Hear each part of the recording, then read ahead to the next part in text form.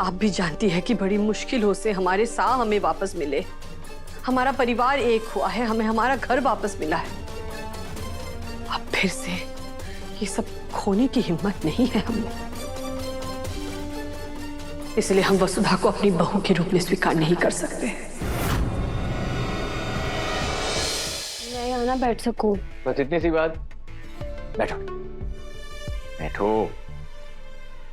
मैं आपको बता दूं बीवी जी, माँ साहब आपको बहुत जल्द बड़ी बहू का अधिकार देने वाली है, और शायद वो अभी दादी साहब के साथ बैठकर कमरे में ये डिस्कस कर रही हो, तो तब तक तुम हमारे साथ बैठ के पार्टी की प्लानिंग डिस्कस करो।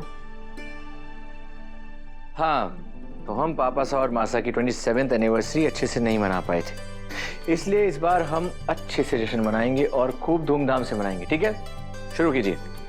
बिल्कुल, इस बार पूरे उदयपुर को पता चलना चाहिए कि चौहान्स का फिर से गृह प्रवेश हुआ है। आपने बिल्कुल सही कहा मयूर सर। इस बार की जीत इतनी खास है तो जश्न भी तो खास ही होना चाहिए, है ना? बिल्कुल।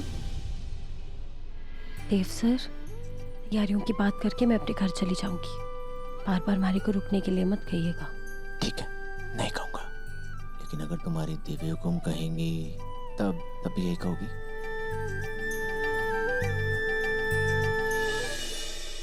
वसुधा ने अपनी बहुरानी ना मानकर तो बहुत बड़ी गलती करे है चंद्रिका। माजी साहब, हम जानते भी हैं और मानते भी हैं कि वसुधा हमारे परिवार के लिए अपना सब कुछ न्यौछावर कर देती है, और हम जितना प्यार अपने दोनों बेटों से करते हैं उतना ही मोह हमें वसुधा से भी है।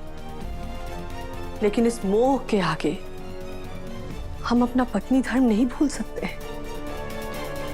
और आप तो खुद गुरुजी से मिली हैं, आपको सब कुछ पता है, फिर आप बार बार हमसे ये क्यों कह रही हैं? इधर आ।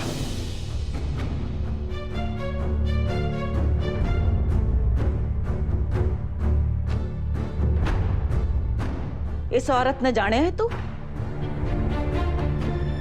ये वो औरत है जो कभी अपनी सास की गलत जिद के आगे ना झुकी, जो कभी समाज के आगे अपनी सास के आगे ना झुकी, वो एक अंधविश्वास के सामने कैसे झुक सके? माजी साहब, ये अंधविश्वास नहीं है, ये गुरुजी के ज्ञान के प्रति हमारा विश्वास है। आज तक गुरुजी की एक भी भविष्यवाणी गलत नहीं हुई है। उन्होंने हमसे कहा था कि ये व्रत पूरा होने से पहले अगर हम वसुधा को अपनी बहू मान लेते हैं तो सा की जान को खतरा है, और आप भी जानते वही हुआ। माजी साहब, सब कुछ जानते हुए हम अपने सुहाग को फिर से दांव पे नहीं लगा सकते। थारो सुहाग मारो भी बेटो है, और मारे बेटे में मारे प्राण बसे हैं। एक माँ होकर भी मैं थारे से यूं कहूं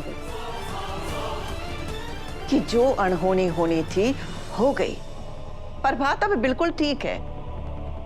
बहुरानी, थारे व्रत में कोई कमी ना थी। एक डर के कारण तू अपने बेटे और अपने बहू का जीवन बर्बाद मत कर। माफ कीजिए माजी साहब, पर हमें इस जहर को परखने का शौक नहीं है। आप भी जानती है कि बड़ी मुश्किलों से हमारे साह हमें वापस मिले। हमारा परिवार एक हुआ है, हमें हमारा घर वापस मिला है। अब फिर से ये सब खोने की हिम्मत नहीं है हमें। इसलिए हम वसुधा को अपनी बहू के रूप में स्वीकार नहीं कर सकते।